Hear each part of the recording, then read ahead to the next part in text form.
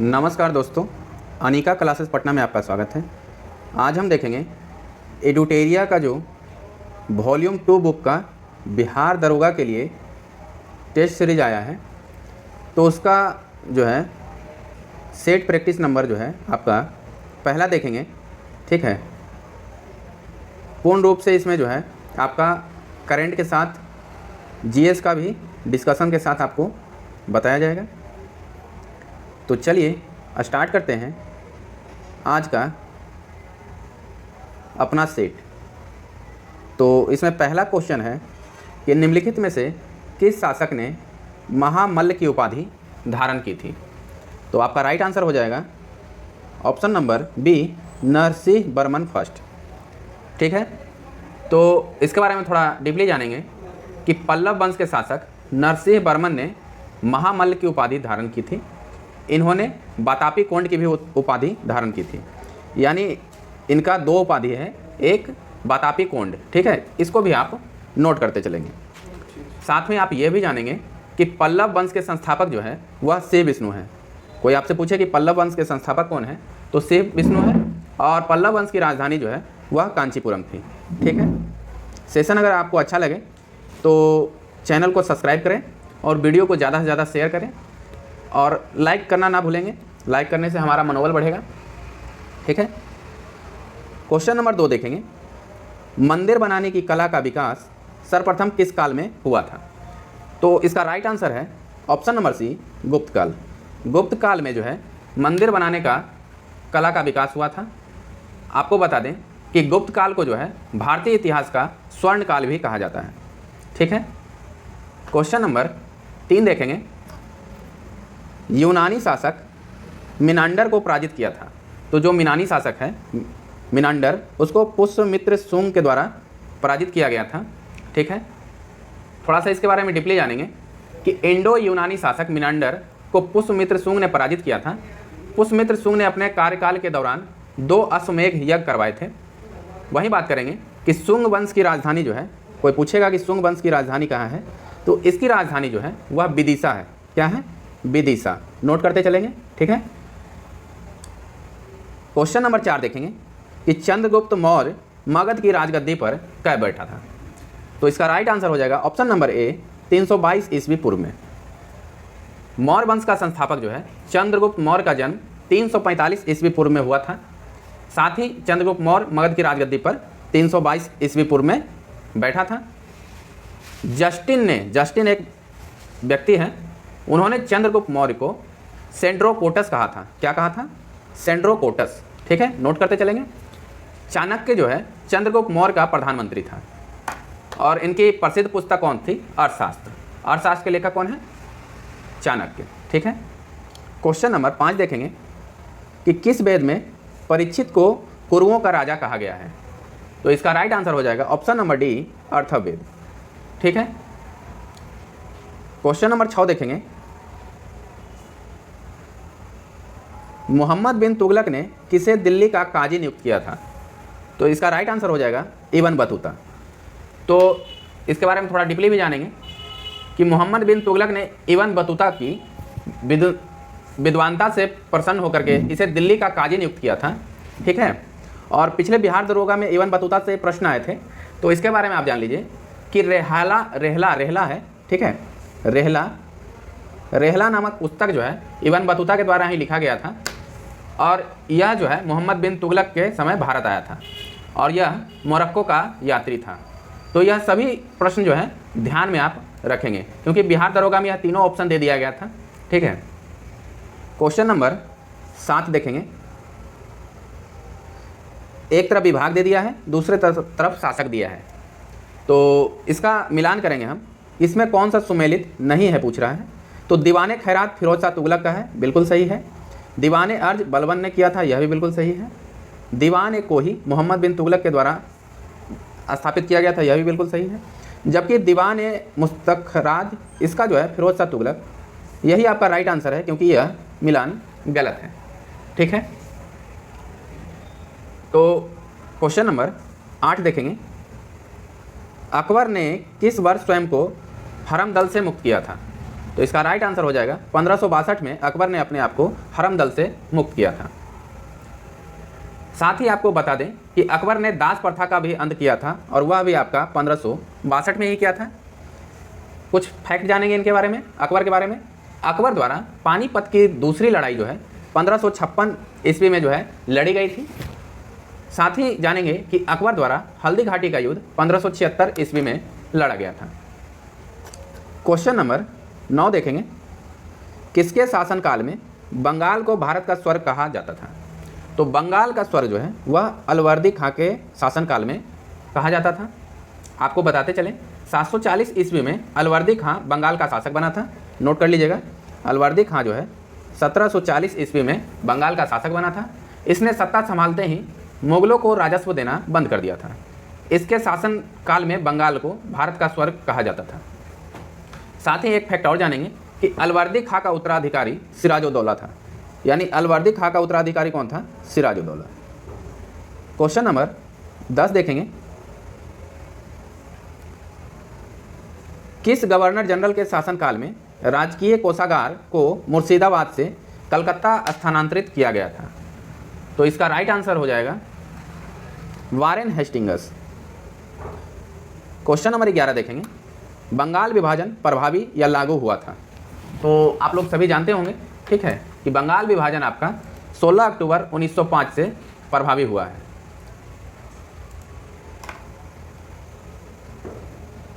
Question number 12 देखेंगे, भूमिज विद्रोह का संबंध किस राज्य से है? तो इसका राइट आंसर हो जाएगा option number D, Jharkhand. Bhumij विद्रोह का संबंध झारखंड से है। क्वेश्चन नंबर 13 देखेंगे, किसने कहा था कि कांग्रेस के लोग पदों के भूखे राजनीतिज्ञ हैं? तो इसका राइट आंसर हो जाएगा बंकिम चंद्र चटर्जी। तो आपको बताते चलें कि बिहार दरोगा से पिछली बार में इससे भी बहुत सारे प्रश्न आए थे, ठीक है, तो इसको ध्यान में रखिएगा। क्वेश्चन नंबर 14 देखेंगे, जालियांवाला बाग जांच से संबंधित हंटर कमेटी की रिपोर्ट कब प्रकाशित हुई थी? तो हंटर कमेटी की रिपोर्ट जो है वह आपका 1 साल बाद 1920 में प्रकाशित हुई थी, जबकि जांच कब ये जालियांवाला बाग हत्याकांड हुआ था कब? तो 1919 में हुआ था। आप हमें कमेंट बॉक्स में कमेंट करें कि 1922 में कौन सी घटना हुई थी। क्वेश्चन नंबर 15 देखेंगे, भारतीय विद्रोह के कारण पुस्तक के लेखक कौन है? तो इस पुस्तक के लेखक आपके सर सैयद अहमद खां हैं। कौन है? सर सैयद अहमद खां, ठीक है। क्वेश्चन नंबर 16 देखेंगे, थोड़ा सा इसके बारे में 2-3 पुस्तक और जान लेते हैं। इस स्वतंत्रता आंदोलन के संबंध में पुस्तक भारतीय विद्रोह के कारण पुस्तक के लेखक आपका सर सैयद अहमद खां हो गए। दूसरा है वार ऑफ इंडियन इंडिपेंडेंस, इसके लेखक हैं वीर सावरकर, जिन्हें बीडी सावरकर के नाम से भी जाना जाता है। कौन सा पुस्तक है इनका? War of Indian independence. Next है मोहम्मद इकबाल ने एक पुस्तक लिखी थी तराने हिंद। कौन सा? तराने हिंद, ठीक है, यह भी आप नोट कर लीजिएगा। और एक पुस्तक आप चलिए छोड़िए आगे देखते हैं। क्वेश्चन नंबर 16 देखेंगे, जो रिलेटेड ऑप्शन है उसी से बताने में थोड़ा ठीक रहता है, ज़्यादा लिखा देंगे तो फिर क्या है, वो चीज़ें दिमाग में भी नहीं रहती। क्वेश्चन नंबर 16, अलकनंदा और पिंडार नदी का संगम स्थल कहलाता है? तो राइट आंसर हो जाएगा कर्णप्रयाग, ठीक है। क्वेश्चन नंबर 17 देखेंगे कि किस प्रकार की मिट्टी में कार्बनिक पदार्थ की बहुलता होती है? तो इसका राइट आंसर हो जाएगा काली मिट्टी, ठीक है। काली मिट्टी में जो है कार्बनिक पदार्थ की बहुलता होती है। क्वेश्चन नंबर 18 देखेंगे, दक्षिण अंडमान एवं लघु अंडमान को जोड़ती है? तो दक्कन पास जो है, दक्कन पास दक्षिण अंडमान एवं लघु अंडमान को जोड़ती है। क्वेश्चन नंबर 19 देखेंगे, नंदा देवी एवं नंगा पर्वत किस हिमालय के भाग हैं? तो इसका राइट आंसर हो जाएगा ऑप्शन नंबर बी, हिमाद्री पर्वत। नंदा देवी एवं नंगा पर्वत जो है हिमाद्री हिमालय के भाग हैं। क्वेश्चन नंबर 20 देखेंगे, म्यांमार के साथ कितने भारतीय राज्यों की सीमा लगती है? तो म्यांमार के साथ आपका टोटल 4 राज्यों की सीमा लगती है।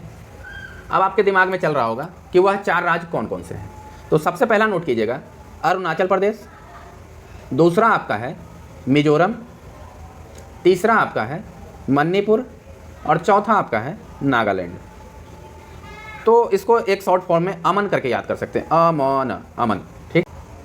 कराकुम रेगिस्तान स्थित है?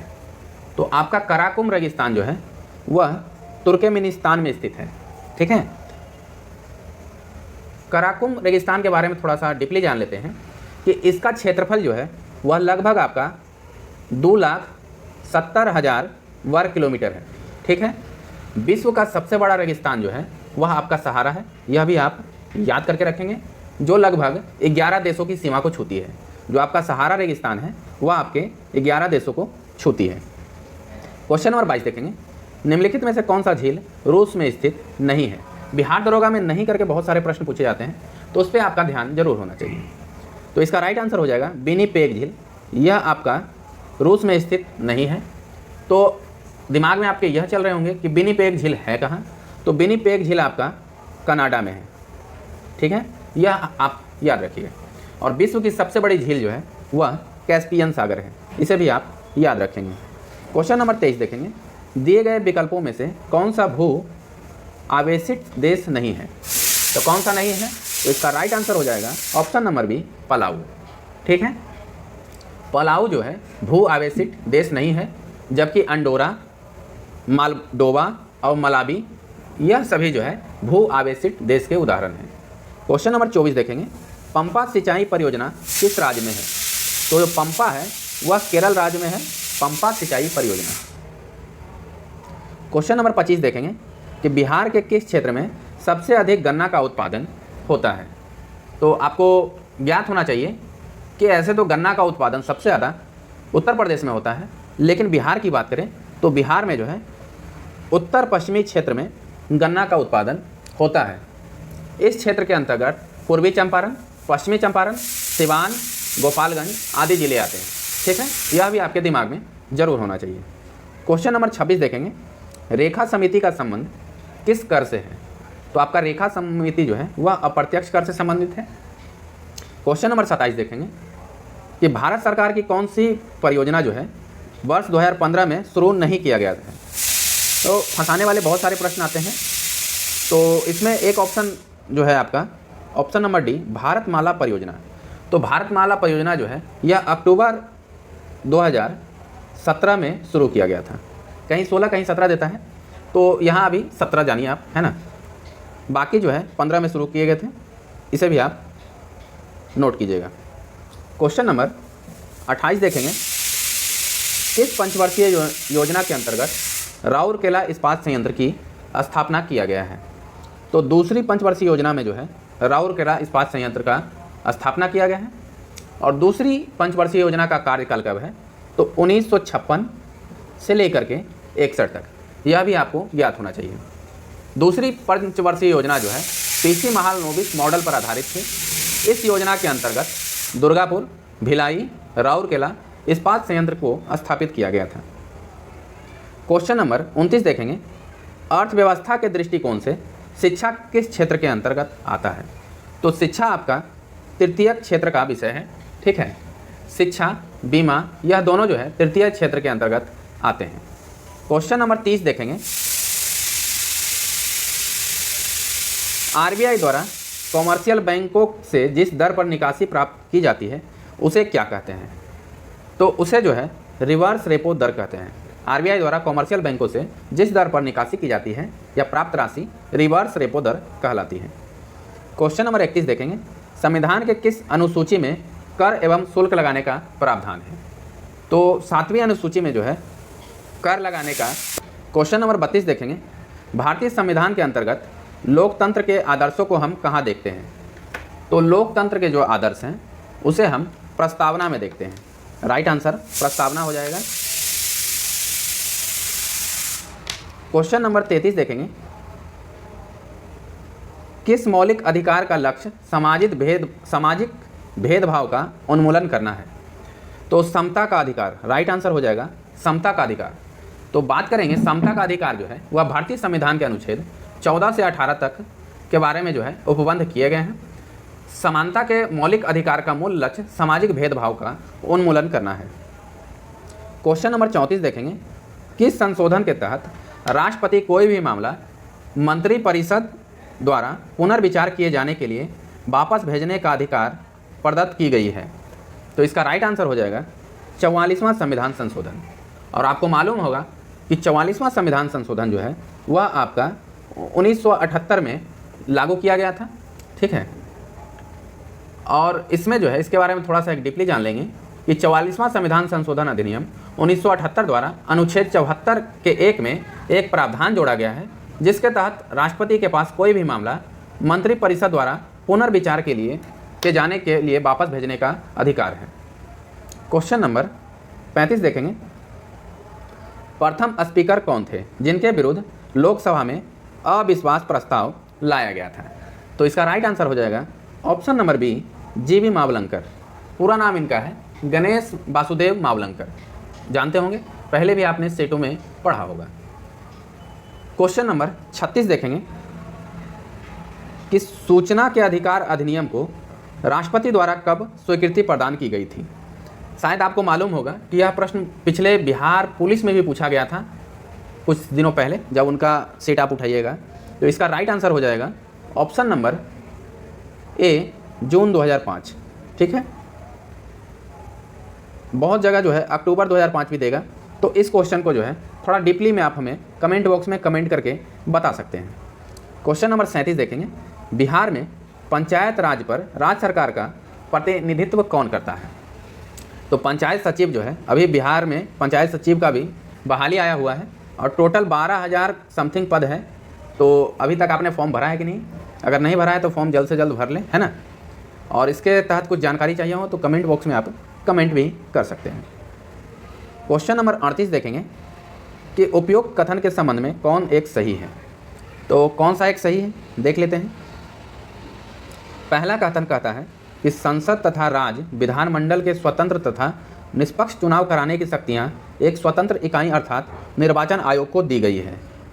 वहीं कथन दूसरा कहता है कि निर्वाचन आयुक्त को पद से हटाने का अधिकार राष्ट्रपति के पास है। तो इसका राइट आंसर हो जाएगा ऑप्शन नंबर बी, ए एवं बी दोनों सही हैं, परंतु बी स्पष्टीकरण नहीं करता है ए का। ठीक है। क्वेश्चन नंबर 39 देखेंगे। हिंदी को राजभाषा के रूप में मान्यता कब दी गई थी? तो हिंदी को राजभाषा के रूप में 1949 में मान्यता दी गई थी, 14 सितंबर 1949। नोट कर लीजिएगा, 14 सितंबर 1949। और वही 14 सितंबर को हम लोग हिंदी दिवस मनाते हैं। क्या? हिंदी दिवस। ठीक है। क्वेश्चन नंबर 40 देखेंगे। पंचायती राज किस सूची का विषय है? तो आपका जो पंचायती राज है वह राज सूची का विषय है। क्वेश्चन नंबर 41 देखेंगे। हरित गृह प्रभाव का अर्थ है? तो जो हरित गृह प्रभाव है उसका शाब्दिक अर्थ होता है, ऑप्शन नंबर ए इसका राइट आंसर हो जाएगा कि वायुमंडल में ग्रीन हाउस गैसों के घनीकरण के कारण वायुमंडल में तापमान का बढ़ना। क्वेश्चन नंबर 42 देखेंगे। निम्नलिखित गैसों में से कौन सी एक गैस पृथ्वी पर जीवन के लिए हानिकारक और लाभदायक दोनों है? तो इसका राइट आंसर हो जाएगा option number D, carbon dioxide. ठीक है। थोड़ा सा कार्बन डाइऑक्साइड के बारे में पढ़ लेंगे कि कार्बन डाइऑक्साइड जो है वह गैस पृथ्वी पर जीवन के लिए हानिकारक और लाभदायक दोनों हैं। पौधे जो हैं वह कार्बन डाइऑक्साइड ग्रहण करते हैं। क्यों करते हैं? प्रकाश संश्लेषण क्रिया के लिए जो है कि करते हैं। प्रकाश संश्लेषण क्रिया के द्वारा जीवनदायिनी ऑक्सीजन गैस का निर्माण करते हैं, जो हमारे जीवन के लिए लाभदायक भी है। क्वेश्चन नंबर 43 देखेंगे। कार्टाजेना प्रोटोकॉल का संबंध है? तो जो आपका कार्टाजेना प्रोटोकॉल है वह जैव सुरक्षा समझौता से संबंधित है। ऑप्शन नंबर सी इसका राइट आंसर हो जाएगा। क्वेश्चन नंबर 44 देखेंगे। भारत में मैनग्रोव, जिसे ज्वारीय वन कहते हैं, वनस्पति सर्वाधिक कहाँ पाई जाती है? तो इसका राइट आंसर हो जाएगा ऑप्शन नंबर बी, सुंदरवन में। ठीक है। ज्वारीय वन डेल्टा प्रदेशों तथा समुद्र के ज्वार वाले भागों में अधिक पाए जाते हैं। इन्हें मैनग्रोव वनस्पति के नाम से भी जाना जाता है। इसका सर्वाधिक विस्तार सुंदरवन में पाया जाता है। क्वेश्चन नंबर 45 देखेंगे। वन्य जीव संरक्षण अधिनियम किस वर्ष पारित किया गया था? तो जो आपका वन्य जीव संरक्षण अधिनियम है यह 1972 में पारित किया गया था, 9 सितंबर 1972 को। ठीक है। और इस अधिनियम में कुल 66 धाराएं थी। ठीक है, नोट कर लीजिएगा, 9 सितंबर 1972, इसमें कुल 66 धाराएं थी। क्वेश्चन नंबर 46 देखेंगे। निम्नलिखित में से कौन सी पुस्तक रविन्द्रनाथ टैगोर द्वारा नहीं लिखा गया है? तो विसर्जन, गार्डनर और द कोर्ट ऑफ डांसर, यह तीनों के लेखक रविन्द्रनाथ टैगोर हैं। जबकि बात करें नेचर क्योर का, तो इस पुस्तक के लेखक को जो है मोरारजी देसाई है। मोरारजी देसाई। ठीक है। तो right answer option number D हो जाएगा। क्वेश्चन नंबर 47 देखेंगे, राष्ट्रपिता महात्मा गांधी को किस वर्ष पहली बार नोबेल पुरस्कार के लिए नामित किया गया था? तो बहुत ही वीवीआई प्रश्न है ये कि 1937 में जो है महात्मा गांधी को नामित किया गया था। ठीक है, ऐसे बात करें कि महात्मा गांधी को टोटल 5 बार नामित किया गया था, लेकिन एक बार भी उनको नोबेल पुरस्कार नहीं दिया गया था। और यहीं पे एक प्रश्न और नोट कर लीजिएगा कि 1948 में जो है उनको सबसे अंतिम बार नामित किया गया था नोबेल पुरस्कार के लिए। क्वेश्चन नंबर 48 देखेंगे, संयुक्त राष्ट्र औद्योगिक विकास संगठन यूनिडो का मुख्यालय कहाँ स्थित है? तो यूनिडो का मुख्यालय वियना में स्थित है। ठीक है, कुछ का आप नोट कर लीजिएगा, जैसे गैट का मुख्यालय जेनेवा में है। ठीक है, वहीं बात करें यूनिसेफ का जो है उसका न्यूयॉर्क में है, और यूनेस्को का पेरिस में है। तो इसका ट्रिक एक छोटा सा बताते हैं, हमेशा यूनेस्को और यूनिसेफ में लोग फंसे हुए रहते हैं। तो सेफ शहर हमेशा हमारा क्या है, न्यूयॉर्क को हम सेफ शहर मानते हैं, तो यूनिसेफ का मुख्यालय न्यूयॉर्क में है। ठीक है, ऐसे करके आप याद कर सकते हैं। क्वेश्चन नंबर 49 देखेंगे कि चंद्रमा तल पर सफलतापूर्वक उतरने वाला पहला अंतरिक्ष यान कौन सा है? तो लूना 9 जो है यह चंद्रमा तल पर सफलतापूर्वक उतरने वाला पहला अंतरिक्ष यान है। क्वेश्चन नंबर 50 देखेंगे, किस राज्य में प्रसिद्ध रत्नागिरी मठ है? तो रत्नागिरी मठ आपका उड़ीसा में स्थित है। ठीक है, और यह जो है महावीर विहार यानी कि बौद्ध मठ है। ठीक है, क्वेश्चन नंबर 51 देखेंगे, एक संतुलित रासायनिक समीकरण किस सिद्धांत पर आधारित है? तो इसका राइट आंसर हो जाएगा ऑप्शन नंबर बी, द्रव्यमान संरक्षण का नियम। क्वेश्चन नंबर 52 देखेंगे, निम्नलिखित में से कौन एक दुर्बल अम्ल जिसे बिक एसिड कहते हैं? तो इसका राइट आंसर हो जाएगा ऑप्शन नंबर सी, CH3COOH। ठीक है, वे अम्ल जो जलीय विलयन में पूर्णतः आयनिक ना होकर के आंशिक रूप से आयनिक होते हैं, दुर्बल अम्ल कहलाते हैं। ठीक है, उसी में एस्टिक अम्ल जिसका फॉर्मूला यही होता है CH3COOH। ठीक है, क्वेश्चन नंबर 53 देखेंगे कि निम्नलिखित में से कौन सा क्लोरोफिल का घटक नहीं है? तो कौन सा नहीं है? तो कैल्शियम जो है वह क्लोरोफिल का घटक नहीं है, बाकी सभी हैं carbon, hydrogen, magnesium. Question number 54, कार्नेटाइट निम्न में से किस धातु का अयस्क है? तो कार्नेटाइट जो है वह आपका यूरेनियम का अयस्क है। ठीक है, क्वेश्चन नंबर 55 देखेंगे कि निम्नलिखित वाक्यों पर विचार कीजिए। तो इसमें जो है कौन सा कथन सत्य है यह आपको बताना है। तो इसका राइट आंसर जो है वह ऑप्शन नंबर डी हो जाएगा, क्योंकि आपका तीनों कथन सही दिए गए हैं। पढ़ लेते हैं थोड़ा। क्लोरीन एवं ब्रोमीन हाइड्रोजन वर्ग के तत्व हैं, बिल्कुल सही है। गोल्ड तथा प्लेटिनम उत्कृष्ट धातु के उदाहरण हैं, यह भी बिल्कुल सही है। लेड ऑक्साइड को लिथार्ज कहा जाता है, यह भी बिल्कुल सही है। क्वेश्चन नंबर 56 देखेंगे, किसी विलयन में विलयन की कुल मात्रा तथा उसमें मिश्रित विलय की कुल मात्रा का अनुपात कहलाता है। तो वह कौन सा अनुपात कहलाता है? तो विलयन की सांद्रता। ठीक है, क्वेश्चन नंबर 57 देखेंगे, निम्नलिखित में से किसे लकड़ी के एल्कोहल के रूप में जाना जाता है? तो आपका लकड़ी का एल्कोहल जो है वह मेथिल एल्कोहल को जाना जाता है, मेथिल एल्कोहल। ठीक है, क्वेश्चन नंबर 58 देखेंगे, पौधे के मूल जिसे जड़ कहते हैं के द्वारा जल का अवशोषण किस क्रिया द्वारा होता है? तो इसका राइट आंसर जो है आपका ऑप्शन नंबर बी हो जाएगा, परासरण। परासरण के द्वारा जो है जल का अवशोषण किया जाता है। क्वेश्चन नंबर 59 देखेंगे, निम्नलिखित में से कौन सा लवक फूलों तथा बीजों को विभिन्न रंग प्रदान करता है? तो उसका राइट आंसर हो जाएगा क्रोमोप्लास्ट। ठीक है, क्वेश्चन नंबर 60 देखेंगे, निम्न में से कौन सा फ्लोएम का भाग नहीं है? तो फ्लोएम का भाग जो है वह वाहिका नहीं है। क्वेश्चन नंबर 61 देखेंगे, जल संवहन नाल तंत्र की उपस्थिति किस संघ के जंतुओं का लक्षण है? तो इसका राइट आंसर हो जाएगा ऑप्शन नंबर डी, इकाइनोडर्मेटा। ठीक है, क्वेश्चन नंबर 62 देखेंगे, रक्त के थक्का बनाने में मदद करते हैं। तो रक्त का थक्का जो है आपका थ्रोम्बोसाइट बनाने में मदद करते हैं। तो रक्त जो है वह प्लेटलेट्स या थ्रोम्बोसाइट का प्रमुख कार्य रक्त के थक्के बनाने में मदद करना है। थ्रोम्बोसाइट को ही प्लेटलेट्स कहा जाता है। ठीक है, यह बातें आप दिमाग में रखिएगा। ठीक है, क्योंकि यह हमेशा फंसाने के लिए ऐसा दिया जाता है। वहीं बात करेंगे ऑप्शन नंबर सी की, लिम्फोसाइट। तो लिम्फोसाइट का काम क्या है, वह एंटीबॉडी का निर्माण करता है। ठीक है, लिम्फोसाइट जो है वह एंटीबॉडी के निर्माण में भाग लेती है। क्वेश्चन नंबर 63 देखेंगे, निम्न में से कौन सा रोग संक्रामक रोग के उदाहरण है। तो इसका राइट आंसर हो जाएगा मलेरिया। मलेरिया आपका जो है वह सूक्ष्म रोगाणुओं के कारण होने वाला रोग है। ठीक है, क्योंकि उसे ही संक्रामक रोग कहते हैं। इसके कुछ उदाहरण हैं, जैसे आपका कॉलरा, इन्फ्लुएंजा, निमोनिया, मलेरिया तथा फाइलेरिया। यह संक्रामक रोग के कुछ उदाहरण हैं। क्वेश्चन नंबर 64 देखेंगे, भैंसों की उत्तम नस्ल मेहसाना और सूती किस क्षेत्र में पाई जाती है। तो मेहसाना जो है एक जगह भी है आपका, कहाँ है, गुजरात में। तो इससे भी आप इस चीज़ को जान सकते हैं। आप थोड़ा सा एक चीज़ नोट कर लीजिए कि हमारे देश में भैंसों की कुल 10 नस्ल है। कितनी है, 10 नस्ल पाई जाती है। ठीक है, इसमें कुछ प्रमुख नाम हैं जिसे आप नोट कर लीजिए। एक नागपुरी, सूती, मेहसाना, नीली रवि तथा जाफराबादी। मेहसाना और जाफराबादी फेमस है, इसे बार बार पूछा जाता है।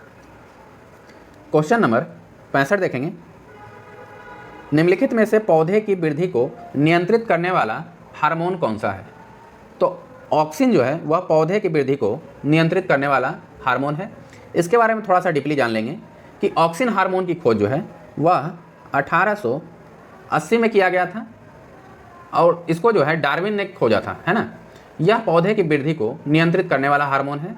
इसका निर्माण पौधे के ऊपरी हिस्सों में होता है। ठीक है, इसके 3 प्रमुख कार्य हैं, वह भी आप नोट कर लीजिएगा। पहला कार्य है पत्तियों के विलगन को रोकता है, दूसरा है खरपतवार को नष्ट करता है, तीसरा जो है फलों को गिरने से बचाता है। क्वेश्चन नंबर 66 देखेंगे, पृथ्वी के ध्रुव पर जी का मान होता है। तो आपका पृथ्वी के ध्रुव पर जो है जी का मान सर्वाधिक होता है। ठीक है, जी का मान ऐसे आप नॉर्मल सा जानते होंगे कि 9.8 मीटर प्रति सेकंड स्क्वायर होता है। ठीक है, एक पॉइंट आउट नोट कीजिएगा, पृथ्वी के घूर्णन गति बढ़ाने पर जी का मान कम हो जाता है, वहीं जब पृथ्वी के घूर्णन गति घटाने पर या घटने पर जी का मान बढ़ जाता है, यानी उसमें उल्टा क्रिया होता है। क्वेश्चन नंबर 67 देखेंगे, फोटोन कण की खोज किसके द्वारा किया गया था। तो फोटोन कण की खोज जो है वह आइंस्टीन के द्वारा किया गया था। क्वेश्चन नंबर 68 देखेंगे, जब ध्वनि एक माध्यम से दूसरे माध्यम में जाती है तो क्या अपरिवर्तित रहता है। तो इसका आवृत्ति जो है वह अपरिवर्तित रहता है। ठीक है, क्योंकि थोड़ा सा जान लेंगे इसके बारे में डीपली। ध्वनि जब एक माध्यम से दूसरे माध्यम में प्रवेश करती है तो आवृत्ति नहीं बदलती है, जबकि तरंग दैर्घ्य एवं चाल बदल जाते हैं। ध्वनि की चाल पर दाब का कोई प्रभाव नहीं पड़ता है। जो ध्वनि का चाल होता है उस पर आप कितना भी दाब लगाएंगे उसका कोई भी प्रभाव नहीं पड़ेगा, अर्थात दाब घटाने या बढ़ाने पर ध्वनि का चाल अपरिवर्तित रहता है। यह भी आप नोट करते चलेंगे। क्वेश्चन नंबर 69 देखेंगे, नाभिकीय रिएक्टर में किसका प्रयोग नियंत्रक छड़ के रूप में किया जाता है। तो जो बोरॉन है उसका उपयोग नियंत्रक छड़ के रूप में किया जाता है। एक साधारण भाषा में बोरॉन का ही नाम जो है कैडमियम कहा जाता है। क्या है, कैडमियम। इसे भी आप नोट कर लीजिएगा। ठीक है, कभी कभी हमेशा आजकल क्या है स्टैटिक्स टाइप का प्रश्न पूछा जा रहा है तो हमेशा दूसरे टाइप का नाम देकर के फंसाने की कोशिश की जाती है एग्जाम में, या फिर कह सकते हैं आपका माइंड टेस्ट किया जाता है। क्वेश्चन नंबर 70 देखेंगे, दिए गए विकल्पों में कौन सदिश राशि का उदाहरण नहीं है। तो बल, वेग, विस्थापन, त्वरण, यह सभी जो है सदिश राशि का उदाहरण है, जबकि कार्य जो है वह अदिश राशि का उदाहरण है। तो ये इसका राइट आंसर हो जाएगा। क्वेश्चन नंबर 71 देखेंगे, किस केंद्रीय मंत्रालय द्वारा स्वर धरोहर उत्सव का आयोजन किया गया था। ठीक है, यहाँ से आपका करंट प्रश्न की श्रृंखला चालू होती है, तो इसे आप देखिए और नोट भी करते चलिएगा। तो इसका राइट आंसर हो जाएगा ऑप्शन नंबर सी, संस्कृति मंत्रालय। संस्कृति मंत्रालय के द्वारा स्वर धरोहर उत्सव का आयोजन किया गया है। क्वेश्चन नंबर 72 है कि वर्ष 2022 के व्यास सम्मान के लिए किसे चुना गया है। तो आपको मालूम होगा कि डॉक्टर ज्ञान चतुर्वेदी को व्यास सम्मान के लिए नामित किया गया था और इनको सम्मान मिला भी है ना। और इनको पागलखाना उपन्यास के लिए यह सम्मान दिया गया है। कौन सा, पागलखाना उपन्यास, नोट कर लीजिएगा। क्वेश्चन नंबर 73 देखेंगे, सुपर कंप्यूटर परम शक्ति को कहाँ स्थापित किया गया है। तो जो सुपर कंप्यूटर आपका परम शक्ति है उसको IIT खड़गपुर के द्वारा स्थापित किया गया है। ठीक है, 2-3 नोट करना है तो नोट कर लीजिए। जैसे IIT परम शक्ति जो है IIT खड़गपुर के द्वारा स्थापित किया गया है, उसी प्रकार परम कामरूप वह IIT गुवाहाटी, परम अनंत IIT गांधीनगर। ठीक है, IIT गांधीनगर के द्वारा कौन सा, परम अनंत, और IIT रुड़की के द्वारा परम गंगा। ठीक है, और इसका तो आप नोट कर ही लिए, IIT गुवाहाटी के द्वारा परम कामरूप। ठीक है, क्वेश्चन नंबर 74 देखेंगे, वर्ल्ड हैप्पीनेस रिपोर्ट 2023 के संबंध में कौन सा कथन सत्य है। तो इसमें भारत को 126वां रैंक प्राप्त हुआ है, बिल्कुल सही है। फिनलैंड को शीर्ष स्थान मिला है, बिल्कुल सही है। डेनमार्क और आइसलैंड क्रमशः दूसरे और तीसरे पायदान पर हैं, यह भी बिल्कुल सही है।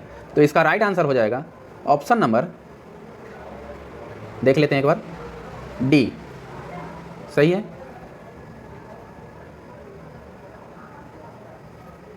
क्वेश्चन नंबर 75 देखेंगे, भारतीय सेना ने किस देश के साथ संयुक्त प्रशिक्षण अभ्यास साइक्लोन फर्स्ट का शुभारंभ किया है। तो साइक्लोन फर्स्ट का शुभारंभ जो है आपका मिस्र के साथ किया गया है। भारत और मिस्र की सेनाओं के बीच अभ्यास साइक्लोन फर्स्ट का आयोजन राजस्थान के जैसलमेर में किया गया। यह सैन्य अभ्यास दोनों देशों के सेनाओं के बीच अब तक का पहला संयुक्त अभ्यास था।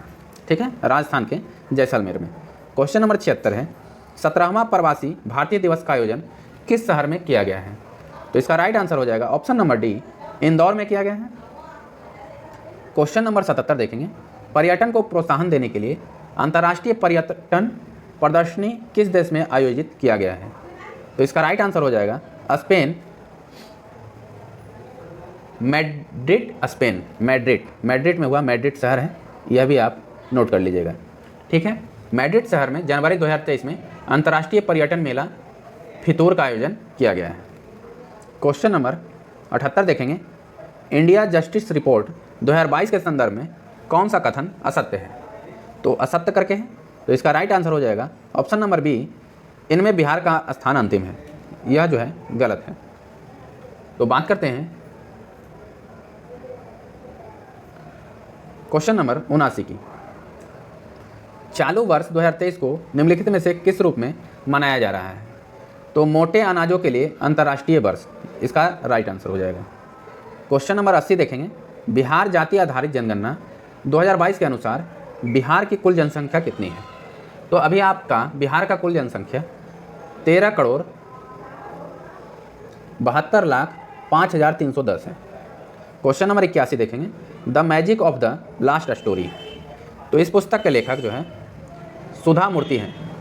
सुधा मूर्ति के द्वारा the magic of the last story पुस्तक लिखा गया है। वहीं बात करें एस दुल्लत के द्वारा एक पुस्तक लिखी गई है, उसका नाम है ए life in the shadow A memoir. वहीं एमिली हेनरी के द्वारा जो है एक पुस्तक लिखी गई है हैप्पी प्लेस। कौन सा, हैप्पी प्लेस। यह भी आप नोट करते चले, सेट को 1 से 2 बार अगर देख लेंगे तो सभी प्रश्न जो है आपको क्लियर हो जाएंगे। क्वेश्चन नंबर 82 देखेंगे, फीफा विश्व कप 2022 के संबंध में कौन सा कथन असत्य है। तो फीफा से आपको जो है बिहार दरोगा में इस टाइप के प्रश्न पूछे जाते हैं, बहुत सारे ऑप्शन दे दिए जाएंगे।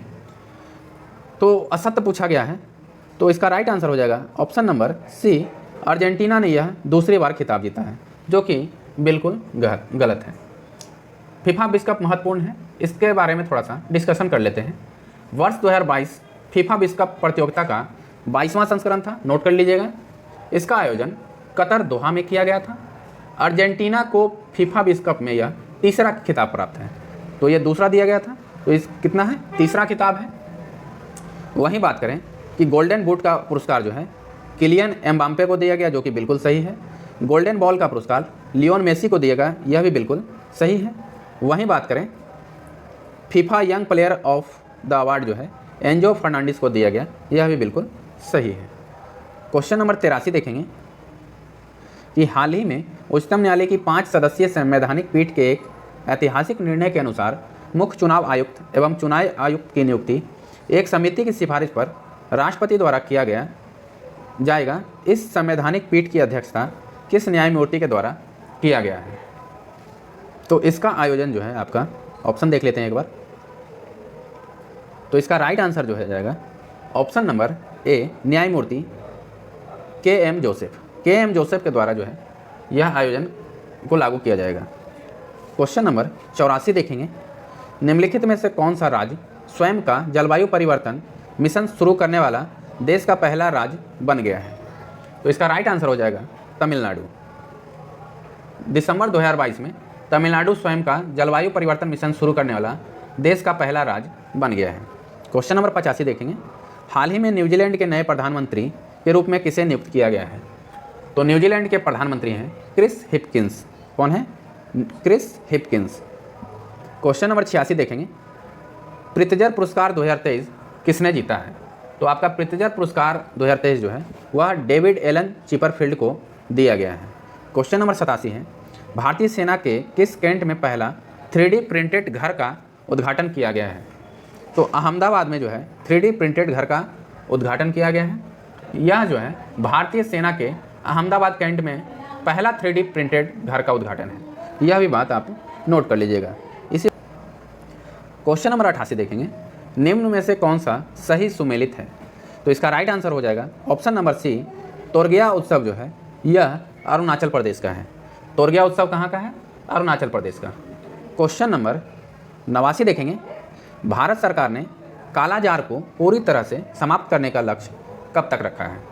तो 2023 में जो है कालाजार ख़त्म हो जाएगा, जबकि वहीं बात करें कि WHO के द्वारा इसे 2030 में समाप्त करने का लक्ष्य रखा गया है।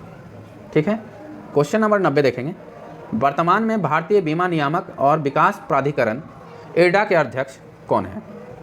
तो एडा के अध्यक्ष हैं देवाशीष पांडा, जो कि बहुत दिनों से हैं, आप लोग भी पढ़ते आ रहे होंगे। क्वेश्चन नंबर 91 देखेंगे, विश्व कैंसर दिवस, यह नोट कर लीजिएगा, यह VVI प्रश्न है। ठीक है, कि इसका थीम कौन सा है? तो विश्व कैंसर दिवस का थीम जो है क्लोज द केयर गैप। ठीक है, क्लोज द केयर गैप, इसका राइट आंसर हो जाएगा। क्वेश्चन नंबर 92 देखेंगे, अर्जुन पुरस्कार 2022 के विजेता सृजा अंकुला का संबंध किस खेल से है? तो सृजा अंकुला जो है वह टेबल टेनिस से संबंधित है, इसका राइट आंसर हो जाएगा। क्वेश्चन नंबर 93 देखेंगे। इससे पहले कि 93 नंबर क्वेश्चन बताएं, आप चैनल पे नए हैं तो चैनल को सब्सक्राइब करें, और बिहार दरोगा का प्रीवियस सेट भी जो है हमारे चैनल पे अवेलेबल है, तो उसे भी जा करके ज़रूर देखें। क्वेश्चन नंबर 93 है, 49वां G7 शिखर सम्मेलन 2023 का आयोजन किस देश में किया जाएगा? तो इसका राइट आंसर हो जाएगा option number B, Japan. Question number 94, वित्त वर्ष 2023-24 के लिए प्राथमिक घाटा का अनुमान लगाया गया है। तो घाटा जो है इतना करोड़ है, ये सब फालतू है, नहीं पूछेगा। ठीक है, फिर भी पढ़ लीजिए, सेट में है तो। क्वेश्चन नंबर 95 देखेंगे, आर्थिक समीक्षा के अनुसार अप्रैल से सितंबर 2022 तक भारत में सर्वाधिक FDI निवेश करने वाला देश का सही क्रम कौन सा है? यह VVI प्रश्न है। इसका राइट आंसर जो है ऑप्शन नंबर डी हो जाएगा, सिंगापुर, मॉरिशस, UAE। ठीक है। क्वेश्चन नंबर 96 से आपका 5 मैथ का प्रश्न दिया गया है। ठीक है, आंसर मैं आपको बता दे रहा हूँ। ठीक है, बाकी आप कमेंट बॉक्स में कमेंट कीजिएगा, जिसमें एक प्रश्न का आंसर मैं छोड़ दूंगा। 96 का आंसर जो है ऑप्शन नंबर ए हो जाएगा। 97 का राइट आंसर जो आपका ऑप्शन नंबर बी हो जाएगा। स्क्रीनशॉट कर लीजिएगा और बना के ज़रूर चेक कीजिएगा। 98 का राइट आंसर जो है आपका ऑप्शन नंबर सी हो जाएगा। 99 का आप हमें कमेंट बॉक्स में कमेंट कीजिएगा, इसका राइट आंसर क्या होगा। और 100 का राइट आंसर आपका ऑप्शन नंबर ए हो जाएगा। तो चैनल पे नए हैं तो चैनल को सब्सक्राइब जरूर करें, वीडियो को शेयर ज़रूर करें। और भी आपको प्रैक्टिस सेट चाहिए तो इसका PDF भी जो है सेट ख़त्म होने के बाद आपका पूरा बुक का PDF आप हमारे टेलीग्राम चैनल और व्हाट्सएप पे भी जो है जुड़ सकते हैं, जिसका लिंक डिस्क्रिप्शन बॉक्स में दे दिया गया है। ठीक है।